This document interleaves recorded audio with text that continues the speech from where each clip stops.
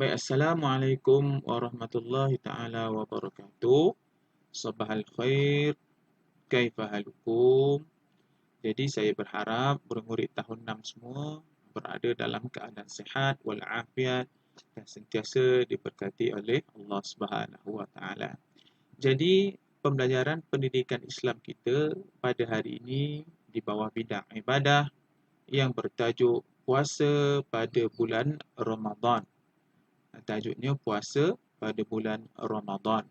Okey, murid-murid semua boleh rujuk buku teks muka surat 115, 16 dan 17. Saya ulang. Okey, murid-murid boleh semak, boleh rujuk muka surat 115 dan seterusnya. Okey, saya berharap murid-murid bersedia dengan buku teks di tangan masing-masing. Jadi alhamdulillah.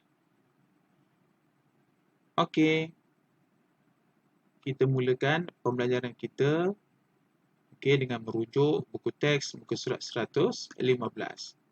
Murid-murid telah buka. Pelajaran 11, ibadah puasa pada bulan Ramadan. Jadi kita telah belajar sepintas lalu pada minggu yang sudah tentang puasa, hikmah puasa dan sebagainya. Mari kita ulang kembali apa yang telah kita belajar pada pembelajaran yang lepas. Baik, sila tengok pengertian puasa. Kita ulang sekali lagi, apakah itu puasa? Pengertian puasa ialah menahan diri daripada perkara yang membatalkan puasa bermula dari terbit fajar hingga terbenam matahari berserta dengan niat dan syarat-syarat tertentu. Baik, kita ulang sekali lagi. Maksudnya kita menahan diri, kita tidak buat perkara-perkara yang membatalkan puasa. Bila? Daripada terbit fajar, iaitu selepas waktu subuh, hingga terbenam matahari, masuknya waktu maghrib. Mesti ada dengan niat puasa kita dan mesti ada syarat-syarat tertentu. Okey, baik, itu pengertian puasa. Yang sebelah sini adalah hikmah puasa yang mana sistem pencernaan manusia, puasa merehatkan sistem pencernaan manusia lah. Ini kita telah belajar. Okey, terusnya kita lihat hukum. Hukum puasa. Baik, hukum puasa adalah wajib kepada orang yang cukup syarat-syaratnya. Okey, saya ulang sekali lagi. Puasa adalah wajib kepada orang yang cukup syarat-syaratnya. Baik, kita lihat bahagian info. Ibadah puasa telah disyariatkan pada tahun kedua Hijrah. Ini maklumat tambahan lah. Okey, ibadah puasa telah disyariatkan pada tahun kedua Hijrah. Maksudnya selepas Nabi Muhammad dan orang-orang Islam berhijrah ke Madinah tahun yang pertama, tahun yang kedua itu, maka Allah Ta'ala telah perintahkan manusia untuk berpuasa. Okey, terus kita lihat muka surat 116. 116. Okey, baik, saya ulang sekali lagi. Dalil nakli puasa.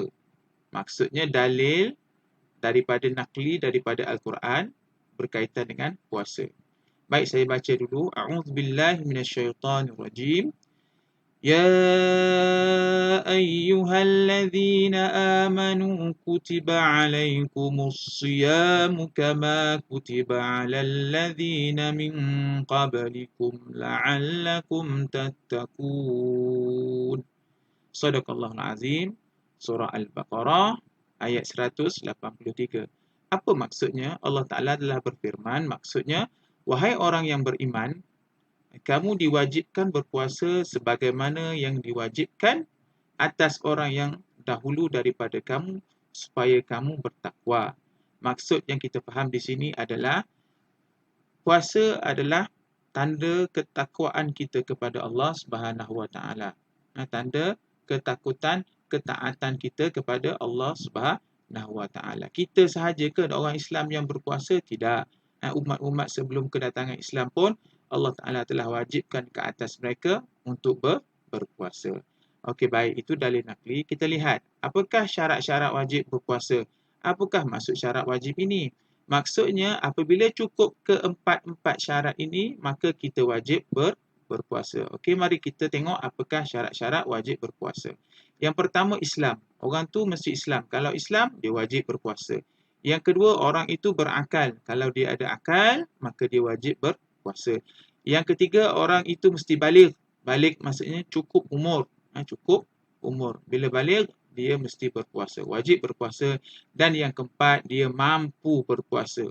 Apabila cukup ke empat syarat ini, maka seseorang itu wajib berpuasa. Okey, cuba kita cek.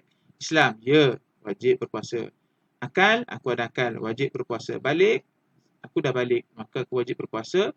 Okey, dan kita mampu berpuasa, kita tidak sakit, kita tidak uzur dan sebagainya, maka bila cukup keempat syarat ini, maka kita wajib berpuasa. Itu syarat wajib ada 4 Okey, kita boleh ingat. Baik, yang seterusnya kita lihat pada bahagian tepi. Okey, kita lihat pada bahagian tepi.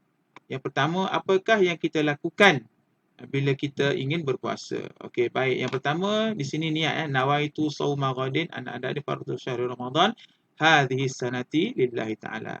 Yang pertama kita kena niat berpuasa pada esok hari. Maksudnya bila kita nak puasa pada esok hari, pada malam itu sebelum tidur ataupun semasa sahur, kita boleh memasangkan niat untuk berpuasa. Baik, yang kedua kita mesti bersahur. Bersahur ni sunnah Nabi Muhammad sallallahu alaihi wasallam. Baik, yang kedua kita mesti menjauhi perkara-perkara yang membatalkan puasa. Perkara yang membatalkan puasa. Kita akan bincang sekejap lagi. Yang ketiga, kita mesti mengelakkan diri daripada perkara-perkara yang mengurangkan pahala puasa. Ada perkara-perkara yang menyebabkan pahala kita berkurangan ketika kita sedang berpuasa. Kita akan lihat sekejap lagi. Baik, murid boleh rujuk seterusnya pada muka surat 117. Muka surat 117. Kita sambung daripada tadi. Okey, yang keempat, kita membaca Al-Quran. Pada bulan puasa, disunatkan membaca Al-Quran. Syahrul Ramadan alladhi unzila fihi Al-Quran. Kata Allah Subhanahu Wa Taala, pada bulan Ramadan inilah diturunkan Al-Quran. Maka banyak pahala yang kita akan dapat jika kita mengamalkan membaca Al-Quran. Okey, seterusnya kita berbuka puasa apabila masuk waktu maghrib, maka kita terbenamnya matahari dan ketika itulah kita berbuka puasa. Dan juga kita baca doa berbuka puasa. Allahumma laka sumtu kan wa bika amantu wa ala rizkika aftartu bi rahmatika ya arhamar rahimin.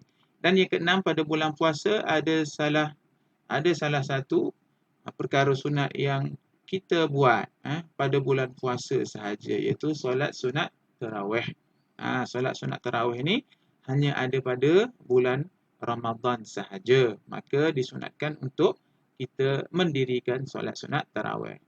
Okey, baik di masjid ataupun secara berjemaah ataupun secara individu. Baik, kita lihat rukun puasa. Kita lihat rukun puasa. Baik, yang pertama, rukun puasa. Apa maksud rukun? Rukun ni kita kena tunaikan ketika kita hendak melakukan ibadah puasa. Jika kita meninggalkan salah satu rukun puasa, maka batallah puasa kita. Baik, kita lihat.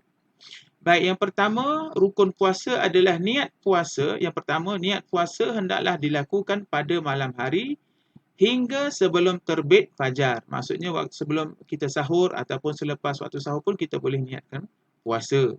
Okey, lafaz niat puasa ialah nawaitu shauma ghadin an adai fardhi syahri ramadana hadhihi sanati lillahi ta'ala. Kita kena tanamkan niat puasa untuk melakukan ibadah puasa. Apa maksudnya?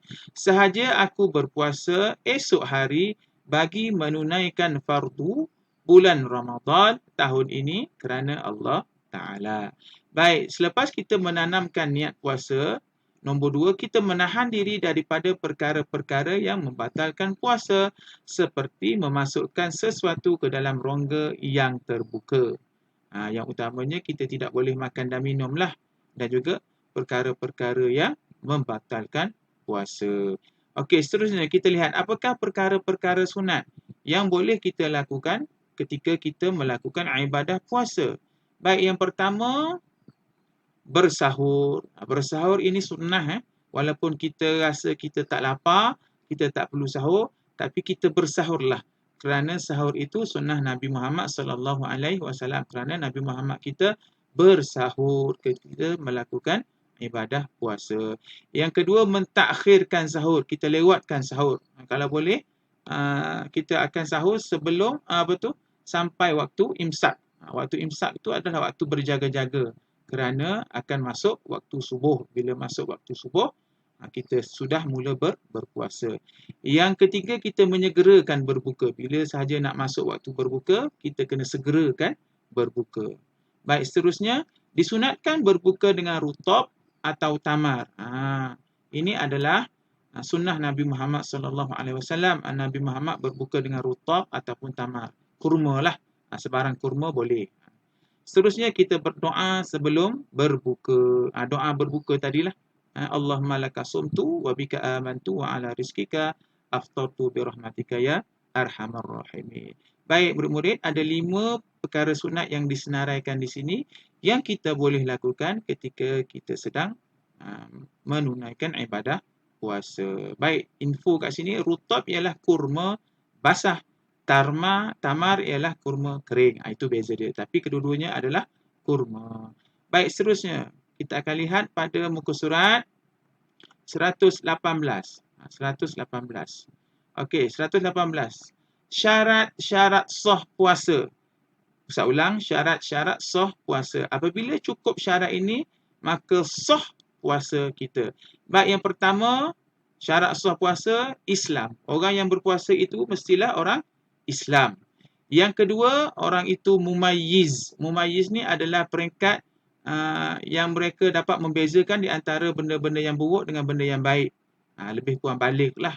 Lebih kurang baligh. Bila baligh, bila mumayyiz, maka sah puasa dia. Yang ketiga, berakal. Orang itu mesti berakal. Baru sah puasa dia. Kalau orang gila berpuasa, tidak sah puasa dia.